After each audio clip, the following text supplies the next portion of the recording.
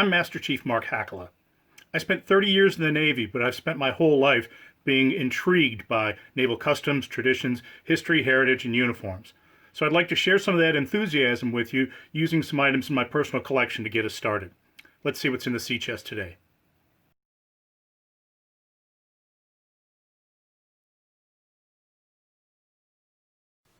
When you see ribbons or medals on a Navy uniform, you're seeing one of 4 different kinds of awards. From lowest to highest, we start off with marksmanship awards. Above that is campaign and service awards, some of which I covered in a previous video. Above that are unit awards, something given to everybody in a particular unit for an activity that the unit excelled at. And at the top are personal military decorations. Personal decorations are given to an individual to honor meritorious service, achievement, and heroism in combat. This is the category we're going to look at here. Now, there are some decorations that can be awarded to sailors that stem from Department of Defense or from a joint military service command. We're not going to cover those here, but here they are just so you can see them.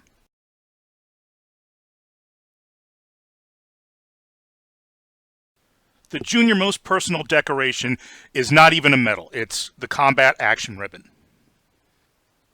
This is awarded to an individual who rendered satisfactory performance under enemy fire while actively participating in ground or surface combat engagement. Over time, the definition of combat has grown to include terrorist attacks, IEDs, and the like. Although it is the lowest of my personal decorations, this is the one that I cherish the most.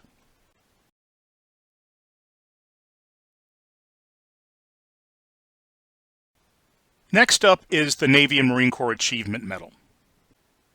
There's a great big fat book, the Navy and Marine Corps Awards Manual, that covers all the different criteria that can go into a Navy Marine Corps Achievement Medal. I'm not going to go into that much detail.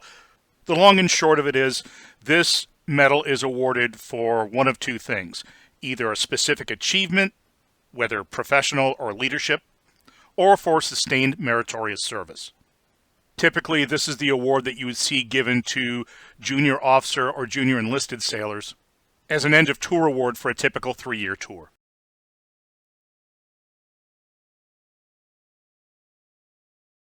Next up is the Navy and Marine Corps Commendation Medal. This is a multi-purpose decoration that may be awarded to an individual who distinguishes him or herself by heroic or meritorious achievement or service. So on one end, this could be given in the same way that the Navy Marine Corps Achievement Medal could be for an end-of-tour award, just for more senior personnel. But it could also be given to honor heroism in combat.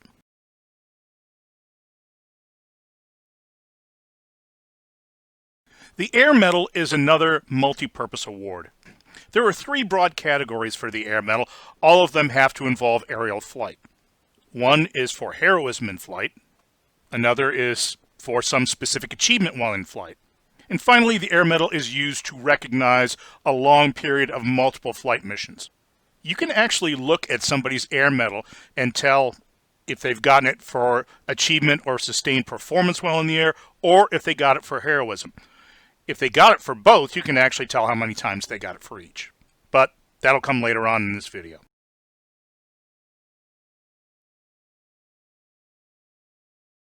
Moving up the ladder, we have the Meritorious Service Medal.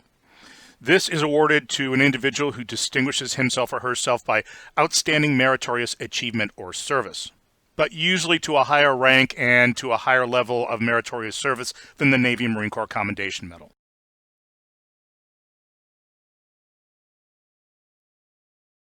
The Purple Heart had its origins in an award that George Washington created, the Badge of Military Merit. In the late 1920s, the Army decided they wanted to try to revive it, and in 1931, when Douglas MacArthur was the Army Chief of Staff, he pushed it forward, and so it was created in 1932. If an individual had gotten wounded in World War I, they wore wound stripes on one of their sleeves to indicate how many times they'd gotten wounded. The Purple Heart replaced that for the Army until the beginning of World War II, when it became available for all the services, so the Navy, Marine Corps, Coast Guard, and the Army Air Force. This is a medal that you wouldn't want to earn. In order to get this medal, you had to have been wounded, killed, or died of wounds as a result of enemy action.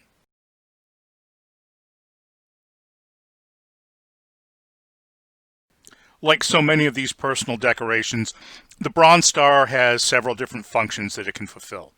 This can be for heroic or meritorious achievement or service, to include heroism in combat. It can also be used to recognize meritorious achievement or service, but in what I'll condense several paragraphs down into, I'll call a combat zone. So the same level of meritorious achievement or service, if it were outside a combat zone, the Meritorious Service Medal would be the one you go to. If it's in a combat zone, you'd go to the Bronze Star Medal. But again, you can look at the Bronze Star and tell if it was done for meritorious service or if it was done for heroism.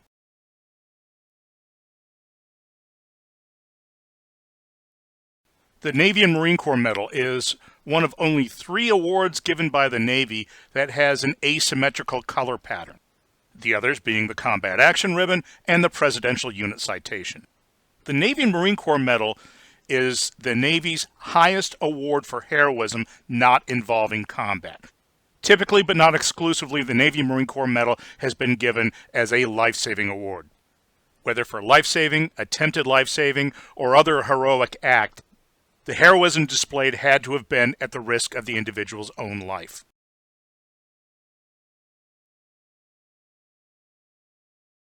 The Distinguished Flying Cross, yet another example of a medal that has multiple purposes, all of which include aerial flight. It can be awarded for valor in combat, non-combat heroism, meritorious achievement under combat conditions, or meritorious achievement not involving combat.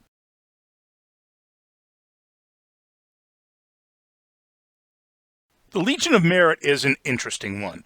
This can be awarded to U.S. military personnel, but also to foreign military personnel, which not all U.S. awards can be. To U.S. personnel, the Legion of Merit has typically been awarded for performance comparable to that required for a Distinguished Service Medal, the next higher one, but in a duty of lesser, though considerable, responsibility.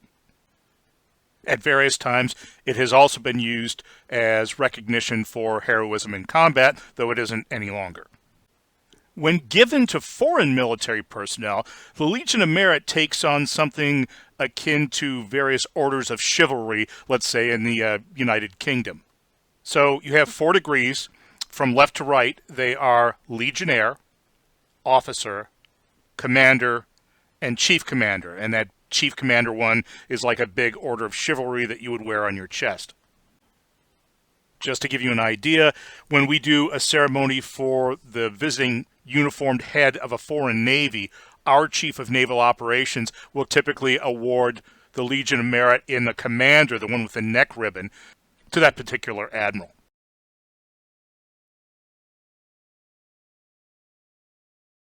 The Silver Star is awarded to any individual who distinguishes himself or herself by gallantry in action, but not to the degree justifying the next 2 higher awards.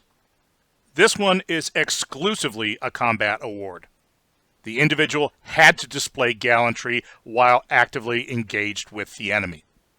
Now, if you take a look at the medal itself, you see that the big star is actually gold colored, and you have to zoom in to be able to see that in the center is a 3/16 inch silver star. Well, basically, the Silver Star became its own medal growing out of World War I. In World War I, if you were cited for heroism in official reports, you were authorized to wear a 3/16 inch silver star on your World War I victory medal. And eventually they just broke this out and turned it into its own decoration.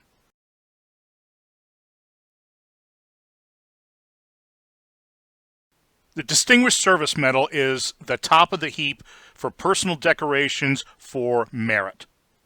Where junior officer or enlisted people could be recognized for meritorious service with the Navy and Marine Corps Achievement Medal, typically when you get up to admirals and generals, that's who is getting the Distinguished Service Medal.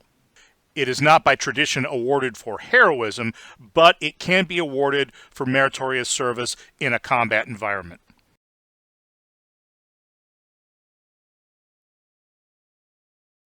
The Navy Cross is the Navy and Marine Corps' second highest award for heroism. Once again, this is exclusively a combat award, and the individual's act must have been performed in the presence of great danger, and the individual had to really stand out from those around him. In 1997-1998, when I was on active duty at the Bureau of Medicine and Surgery for the Navy in Washington, D.C., I worked with a civilian historian, and we did research over months to put together a package that ultimately resulted in the award of the Navy Cross to a Navy hospital corpsman who'd been killed with the Marines in Korea in March of 1953.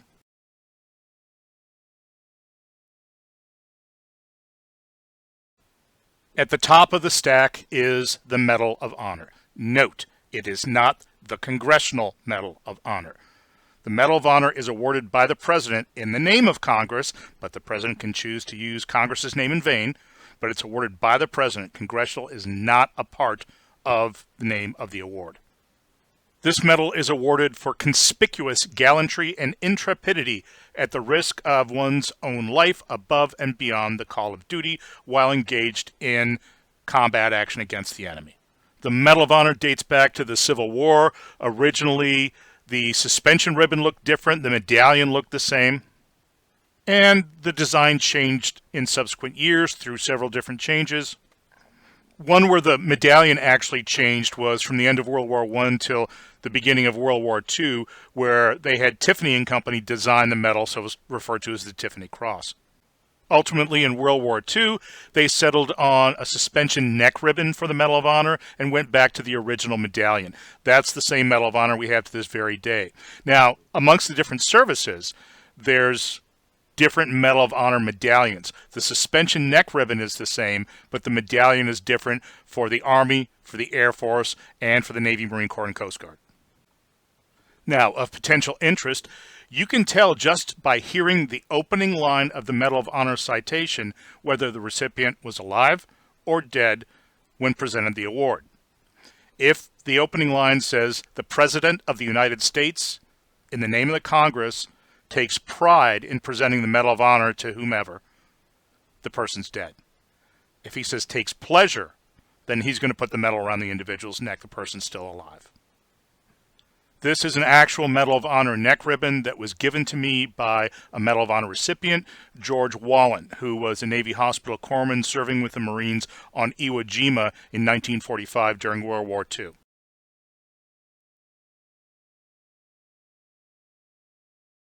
It is possible to get more than one of any one of these personal decorations, though with some of them, especially the more senior ones, it's not all that common. If an individual got a subsequent award of a particular decoration, they would wear a 5/16 inch gold star on the suspension ribbon of the medal or on the ribbon bar. So if you saw an individual that had a decoration and had a gold star, that means they have two. So if you see one that has 4 gold stars, that means they have 5. The ribbon itself counts for 1 as well. If an individual were to get a 6th award of the same kind, which for the lower awards is possible, they would wear the ribbon with a silver star. So in this example of the Navy Marine Corps Achievement Medal, there's a silver star on the ribbon and a gold star, so that means the individual has a total of 7.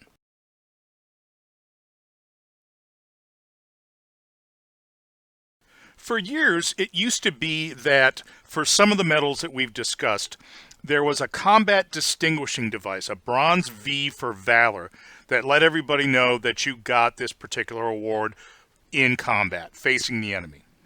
In 2016, the bronze V was augmented with 2 new letter devices. The C, which indicated the individual had some impact on combat operations, but was not in the front line of fire, so to speak, and the R device, which is used to indicate that an individual had impact on combat operations, but from a remote location. Let's say they were flying a drone that dropped bombs on somebody from someplace in Texas, or launched a missile from 1,000 miles away or something. Now, some of the awards we've looked at would not take any of those 3 letter devices because they are specifically for service or heroism in combat. So you see on top here the Medal of Honor, the Navy Cross, and the Silver Star. And note, when you're wearing just the ribbon bar for the Medal of Honor, the arrangement of the 5 stars makes an M, not a W. Those 3 are exclusively for combat heroism, so there's no need to put a V on there. The Purple Heart is for those wounded in enemy action, so once again, it is by definition a combat award, as is the Combat Action Ribbon. And of course, the Navy and Marine Corps Medal is for heroism, but specifically not involving combat. So here you can see a list of all the personal decorations that can take one of the 3 combat distinguishing devices, the V, the C, or the R. As you can see, it can get a little confusing. That's why the awards manual is so thick. So here are 2 personal decorations that have both a combat distinguishing device and devices to indicate multiple awards. At top you have the Air Medal. The V is in the center. To its left, the wearer's right, that shows how many air medals the individual has gotten with the V. The number on the right, the wearer's left, that indicates how many strike flight medals the individual's gotten for total numbers of flights. Beneath that, you see the Navy and Marine Corps Achievement Medal. You see that the individual has the Combat C in the center, saying that they had impact on combat operations, but not from the front line. And there's 2 stars indicating that there's a total of 3 medals. Although in this case, we can't tell which ones were combat related and which ones weren't. Check back soon for more content. Thanks for watching.